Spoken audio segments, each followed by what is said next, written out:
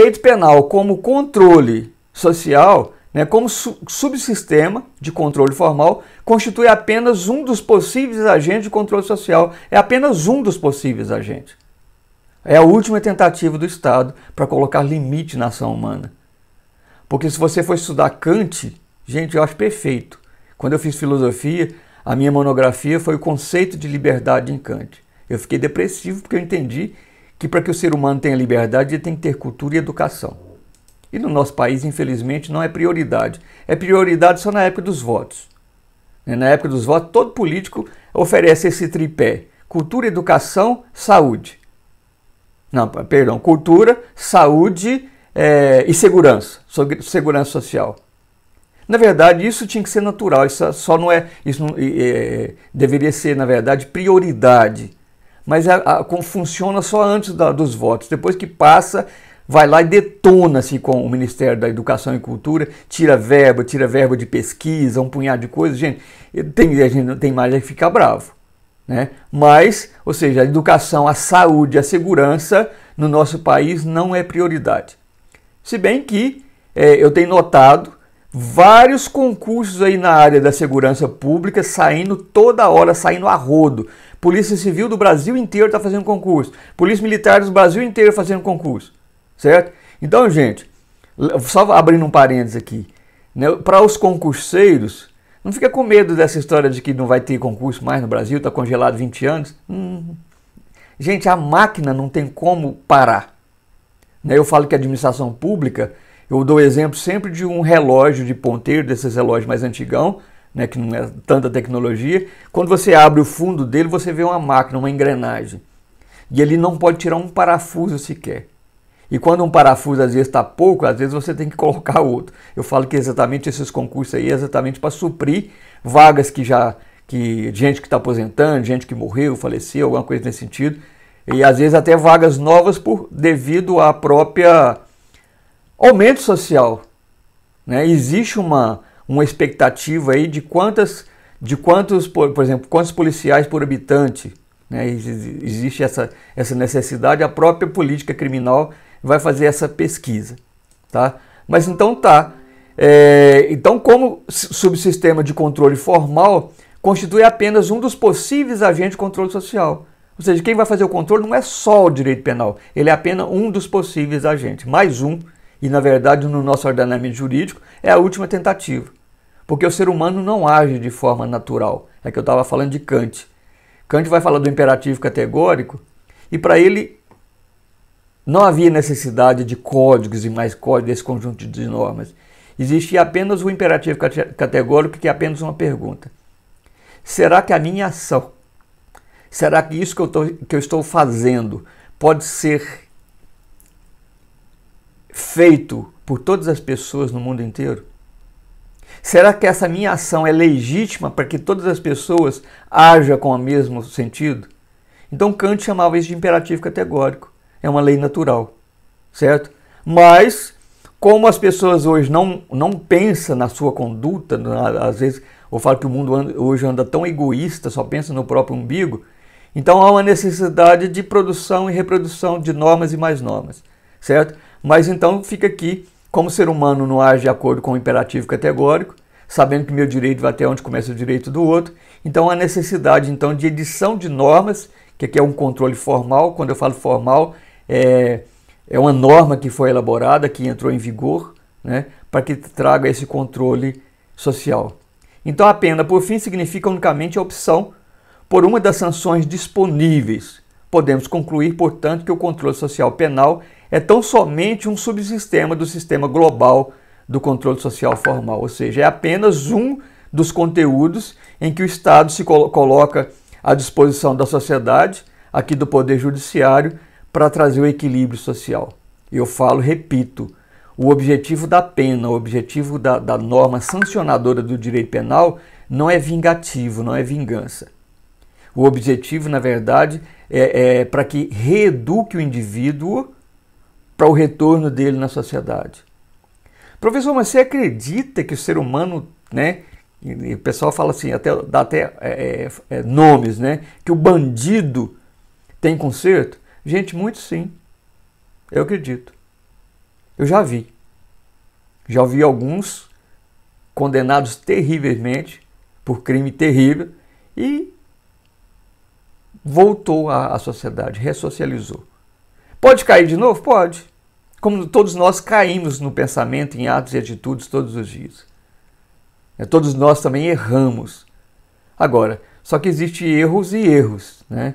Mas existe a possibilidade de ressocialização, sim, desde que ele seja bem tratado. Porque, na verdade, o ser humano, a mente dele voltada para o crime, se ele não for um sociopata ou um psicopata, sempre vai ter um conserto, certo? Então, mesmo eu faço assim que há pessoas com problemas seríssimos na vida e conseguem o equilíbrio. Um exemplo que eu dou, eu acho fantástico, é aquele filme Uma Mente Brilhante. A mente brilhante, pessoas com problema terrível mental, mas através da própria razão, através do próprio pensamento, meditar nos próprios atos, nas próprias atitudes, nas próprias visões que ele tinha, ele consegue um equilíbrio social e chega no final do filme, ele consegue receber um prêmio Nobel, alguma coisa assim, com relação à própria, na área da educação, alguma coisa nesse sentido. Porque o cara era um cientista, era um matemático, né, muito bom. Mas, então fica assim, fica aí essa a minha reprimenda ao próprio texto. Então o direito penal não castiga. O direito penal, o objetivo da pena é a ressocialização, é a reeducação do indivíduo para o retorno social. Então o momento de atuação do controle social... Seria mais um conceito, professor, não? Não, não é conceito, é objetivo. Amanhã você vai falar, por exemplo, alguém vai perguntar para você qual que é o objetivo do direito penal. Primeiro, trazer o controle social. É uma tentativa do Estado, é mais um instrumento que o Estado traz para o ordenamento jurídico para trazer esse controle social. É um primeiro objetivo. E como segundo objetivo, eu falaria para você que seria a ressocialização do indivíduo, a cura do indivíduo, vamos falar assim, a reeducação dele para o retorno. Obrigado pelo café, viu, Sandro? Para o retorno dele na sociedade. Você e o Leomar vou falar, viu? Você judia da gente. Mas tudo bem. Então, como objetivo do direito penal, então, em primeiro lugar, seria esse equilíbrio social, o controle social. E, em segundo lugar, a ressocialização, a reeducação do indivíduo para o retorno dele na sociedade. Gente, isso é questão de prova. Objetivo do direito penal, certo? Equilíbrio social em primeiro lugar e reeducação do indivíduo. Se vier uma questão lá falando que o direito penal, o sistema penitenciário seria uma vingança do Estado, está errado. O Estado não vai vingar de ninguém. O objetivo é a cura, a ressocialização. Eu estou estudando pro DEPEN, né, também. Vai ter agora, ano que vem. Aí fala muito que não se chama preso de preso, é reeducando. Reeducando. Tem a ver com o que a gente está conversando, a parte de reeducação. Você nunca chama um preso de preso. É reeducando. Exatamente. Isso é pra sociedade também, né? Então ele a luta é uma reeducação, né? Ele é um reeducando. Agora, o Estado real proporciona essa reeducação? Tem muitos presídios que tem escola, tem trabalho, mas são poucos, viu, gente? Federais, né? Os federais. A grande maioria é um grande depósito de ser humano. Depósito de preso. Sabe o que eu não entendo, às vezes, da lei? Assim, eu sou um estudante de direito agora, né? Eu estudava para concurso. Tem nada a ver uma coisa com a outra. É lógico que tem. Assim, a estrutura é diferente, né? Que nem começamos lá na faculdade a estudar os conceitos, aí você vai vendo o porquê dos porquê. Mas, assim, a lei, não sei se é uma coisa costumeira, né? Como diz, consuetudinária, que a gente fala, né? Uma coisa costumeira, mas a lei não funciona, por exemplo. Se a gente sabe que preso, o povo bate em preso, assim, o povo nos agentes, e eles não procuram os direitos, entendeu? Só tá entendendo assim minha colocação? Porque se no Brasil é proibido tortura, é proibido. Diante, cuidado, você tá sendo gravado, hein? Não, mas é verdade, no Brasil não pode. Mas a gente sabe que preso é espancado às vezes. Eu nunca vi falar isso. Eu já. Mas assim, ninguém vai atrás da lei em si. Ninguém vai atrás da lei em si, sabe? Pra falar assim, pô, o cara me espancou aqui no presídio, não podia. Isso assim, o porquê que não vão, né? Entendeu? Assim, já que é lei. Eu nunca vi, assim, vou só abrir um parênteses que você está falando, eu nunca vi isso acontecer, não. Essa história de maus tratos aos reeducandos. Mas se existir, Ele não vai correr atrás porque ele está lá dentro. Certo? Ele está vivendo uma sociedade diferente, né? É. Agora um detalhe, gente, é aquilo que eu sempre falo para vocês, existe o estado ideal, as leis são elaboradas para o estado ideal, é perfeito, mas na prática não acontece da forma do estado ideal.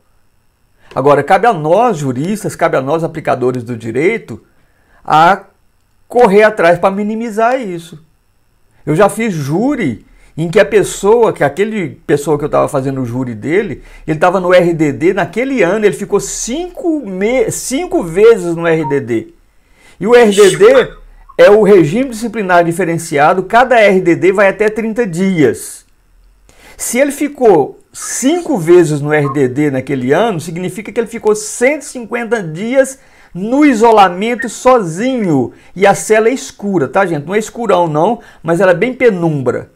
Eu estou estudando RDD, é zica, hein? É problema. Você imaginar uma pessoa, eu falava no júri, né? Que essa pessoa, por exemplo, a sociedade não deu oportunidade para ela.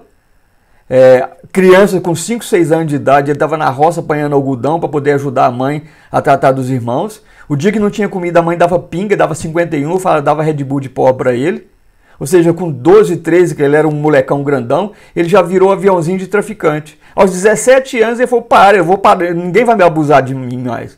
Então os caras chegavam para ele para ele traficar alguma coisa, ele matou 1, matou 2, matou 3. Por quê? No sentido instintivo de proteção. Aí vem o Estado depois, enfia ele no RDD, ele fica 5 RDD no ano. Ou seja, a metade do ano isolado, sozinho, no escuro. Gente, ele perde a noção de ser gente. Isso é reeducação? Aí eu chegava lá no presídio e falava pro diretor do presídio, pelo amor de Deus, tira ele para mim conversar com ele. Chegava todo algemado e falei, pode tirar a algema dele. Ah, você não tem medo dele? Ele falou, não. Ele não é psicopata. Ele só não teve a formação, a evolução, vamos falar assim, do caráter. Ele tinha, na verdade, o caráter infantil. E apesar que ele já tinha mais de 30 anos na época, 2 metros de altura, né, por 2 de largura, né, mas eu não tinha medo dele porque ele falava que eu era a única pessoa que entendia ele, e era de verdade, eu lutava por ele. Só que depois, assim, eu era advogado ativo dele, depois eu não sei o que aconteceu, me parece que ele foi para Aparecida de Goiânia, ele está lá no presídio Aparecida de Goiânia, certo? Mas, assim, é isso que você está falando, a lei se cumpre, às vezes nem sempre ela se cumpre, nem sempre. Mas você tem que correr atrás, você tem que falar. E eu no júri falava. O juiz chegou a perguntar para mim um dia, falou, doutor, você acredita nisso que você está falando? Falei, doutor, dá oportunidade para esse menino. Tira ele do RDD, era o juiz da execução de pena, tira ele no RDD, coloca ele lá na cozinha para ele lavar chão, vazar. Ah, mas o pessoal tem medo. Vamos, o problema é o medo do pessoal, ué. Ele não é um monstro, não. Fizeram ele um monstro, entendeu? Só que ele não era. Aí o que acontece? A partir da minha fala, tiraram ele, passaram a tratar ele com mais... né?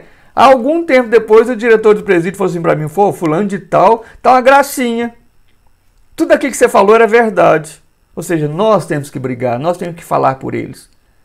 Ah, mas ele é um criminoso. Não, ele é um reeducando e não teve oportunidade na vida. Pega o artigo 227 da Constituição Federal, né? Então, assim, às vezes é muito fácil você apontar o dedo, falar que o cara é um marginal, colocar estigma de monstro, né? E simplesmente o que ele fez na vida foi tentar se defender. Só que a sociedade não entendeu. Era uma criança, né? Ninguém deu oportunidade e simplesmente depois jogaram ele no porão, vamos falar assim, e esconderam o filho torto do Estado. Né? Então eu falo que antigamente, né, eles falam que quando nascia um filho deficiente na casa, a sociedade não via, jogava lá no porão, ficava escondido. Isso aí a psicanálise, a psicologia, fala muito sobre isso. As pessoas não eram trazidas à sociedade, ele era um escondido, ele era um monstro, né? Então eu falo assim que esses filhos monstros do Estado, na verdade, são escondidos nos porões, porque o Estado real não funciona como deveria funcionar. Então essa é a minha visão, viu, Leomar? Mas cabe a nós, cidadãos, nós manipuladores do direito, vamos falar assim, aplicadores do direito, correr atrás e tentar mostrar, tentar ajudar nesse sentido, porque o Estado real está muito longe ainda do Estado ideal. Mas então aqui o direito penal como controle social ficaria então nessa perspectiva. Então, como controle social, tem a função de proteção dos bens jurídicos essenciais, ou seja, trazer esse equilíbrio da sociedade, e garantia de ordem e equilíbrio, ordem, paz pública e tutela das relações sociais. Então, como controle social, o direito penal tem essas duas funções, proteção e garantia. E eu falo que eu colocaria aqui mais uma função, que seria então a ressocialização do indivíduo para o retorno dele na sociedade. Tá? Direito penal como conjunto de normas. Quando eu falo conjunto de normas, gente, é porque na verdade é um conjunto de normas, não é apenas uma norma. Direito penal não vai estar apenas no próprio Código Penal, como a gente falou, existe ele também nas leis esparsas. Então, instituições penais básicas do direito penal é um conjunto de normas, tá? Isto é um setor do ordenamento jurídico público que associa a certas condutas delituosas determinadas consequências jurídicas. Certo? É aqui que nós falamos lá no conceito. Então é um conjunto de normas de direito público que vai conceituar quais são as ações ou omissões delituosas e vai ter como consequência jurídica a pena ou medida de segurança. Então essa definição extrai-se que 3 são as instituições básicas do direito penal: o delito, a sanção e as normas. Então, o delito a gente vai estudar isso aqui em tipicidade, fato típico, antijurídico e culpável. Essa aqui é a trilogia, tripartite da tipicidade, que a gente vai ver talvez mais no final da aula ou na próxima. Tá? Então, delito como antecedente e pressuposto lógico da resposta criminal. Gente, se não houver crime para o fato anterior ao fato, esse fato não pode ser julgado, mesmo que amanhã entrou em vigor uma lei incriminando aquele fato. Né? A lei ela não retroage para prejudicar o cidadão, a lei penal. A gente vai ver isso. Tá? Então, há uma necessidade de que o antecedente ao fato tenha que ser tipificado, ou seja, uma norma tem que entrar em vigor e falando que aquele fato é considerado crime. O fato foi praticado hoje, imagina. E está no prazo de vacância da lei, já foi publicada, mas não entrou em vigor. E aí? Não pode ser punido de acordo com essa lei que estava no período de vacância, porque ela não estava em vigor ainda. Tá? Mesmo que ela entrou em vigor posteriormente ao fato, mesmo que ela já tinha sido publicada, ela não pode ser... Não pode ser... Mas ela pode absorver. Vai depender de cada caso. A gente vai ver daqui a pouco aí lá no artigo 2º essas normas, certo? Então ela vai absorver se caso uma fase da elaboração corresponder à fase nova do crime, tá? A gente vai ver isso lá. Então a sanção penal, que é a pena ou medida de segurança como consequência jurídica derivada da infração penal. E terceiro, que são as normas, instrumento por meio do qual são formulados os mandamentos ou as proibições. Gente, agora aqui eu vou te perguntar, qual que é a diferença da norma e da lei? Nós falamos que o direito penal é um conjunto de normas. Como que essas normas são escritas? Por exemplo, o crime de homicídio, matar alguém. A lei, que é o Código Penal de 1940, está escrito lá matar alguém. Mas isso é norma, matar alguém? Qual que é a diferença da lei e da norma? Nós vamos ver que a norma é a interpretação da lei. Muitas das vezes a norma ela não está escrito literalmente. Exatamente, a norma seria não matar. Da mesma forma, o artigo 155, 157. Artigo 155 é o furto. Subtrair coisa alheia, móvel para si ou para outrem. Isso está escrito na lei. Qual que é a norma? Não subtrair, não furtarás. Não roubarás, artigo 157. Subtrair coisa alheia móvel mediante violência ou grave ameaça. Seria talvez, o Ibs, a jurisprudência a afirmação da interpretação. A jurisprudência, na verdade, vai firmar essas interpretações. Então, gente, aquilo que eu falei, a lei permanece estática, a norma ela vai caminhar no decorrer da sociedade. A interpretação da norma depende dos valores, aquela axiologia, os valores axiológicos. Depende dessa dinâmica, dessa dialética social. O exemplo que eu gosto de dar é aquele exemplo do Fernando Capês, do É Proibido Usar Biquíni. Gente, quem já passou, foi meu aluno, nunca vai esquecer desse exemplo. Né? Imagina você, Ibis, na praia de Copacabana em 1960, apesar que você não tinha nascido lá nessa época. Mas, em 1960, na praia de Copacabana, existia uma placa escrita, né? Até de bronze, bonita essa placa, na entrada da praia, é proibido usar biquíni. E não tinha nascido mesmo, né? Em 1960, eu estava, em outubro de 1960, eu estava chegando ao mundo, dia 3 de outubro, viu, gente? Eu aceito presente nessa data. Sou gente boa porque eu sou libriano, viu, gente? Todo libriano é gente boa. Equilíbrio, né? Tá ali na balança. Tem uma hora pende para um lado, a gente corre volta para o outro, mas é por aí assim. Então, em 1960, na praia de Copacabana, Rio de Janeiro, existia uma placa escrito: é proibido usar biquíni. Qual que era a norma? Maiôzão. Aqueles maiô que tinha perninha e bracinho. Pode usar, ué. Hã? Se não podia, não pode usar, ué. Se não podia usar biquíni para tomar banho de mar, você tinha que usar uma coisa que tivesse mais tampar o corpo. Ou seja, era a cultura daquela época.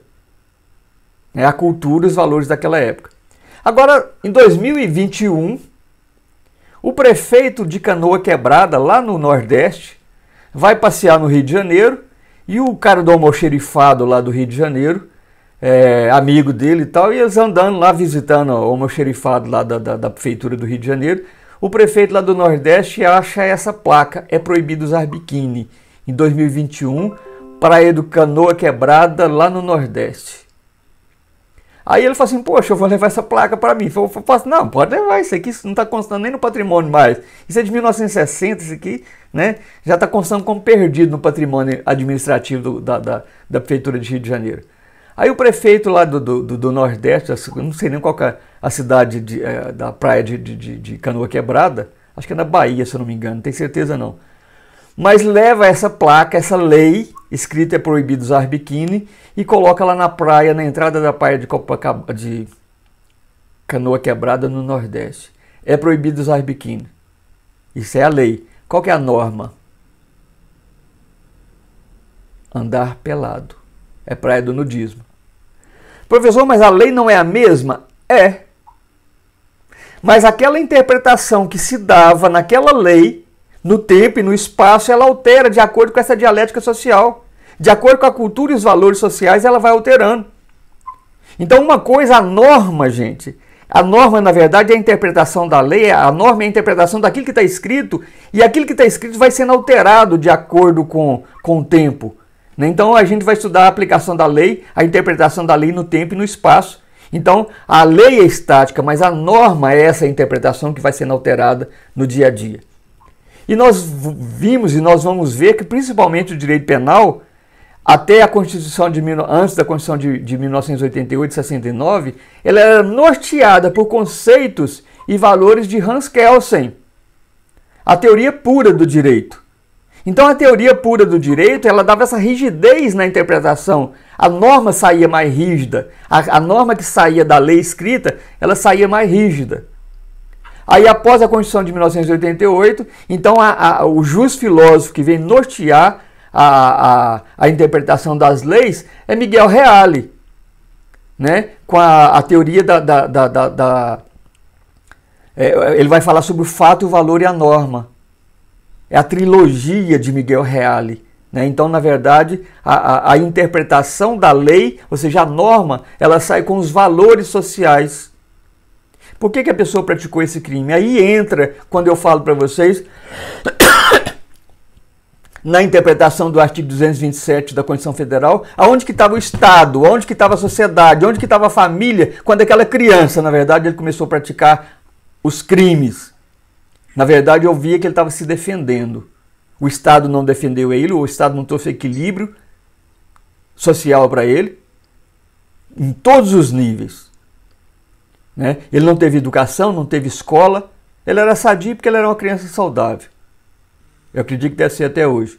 Mas o grande problema é que o Estado não estava presente e agora simplesmente o Estado está presente só para cobrar.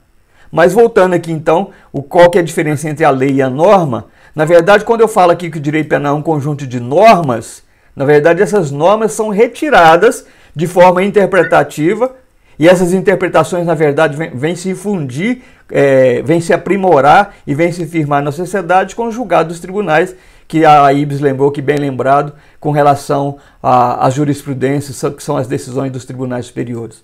Tá? Então a norma, na verdade, ela é extraída do próprio, da interpretação da própria lei. Tá? Então, gente, todas as vezes que você lembrar que o direito penal é um conjunto de normas, essas normas, na verdade, elas são retiradas do próprio direito formal, que é a lei. Tá bom?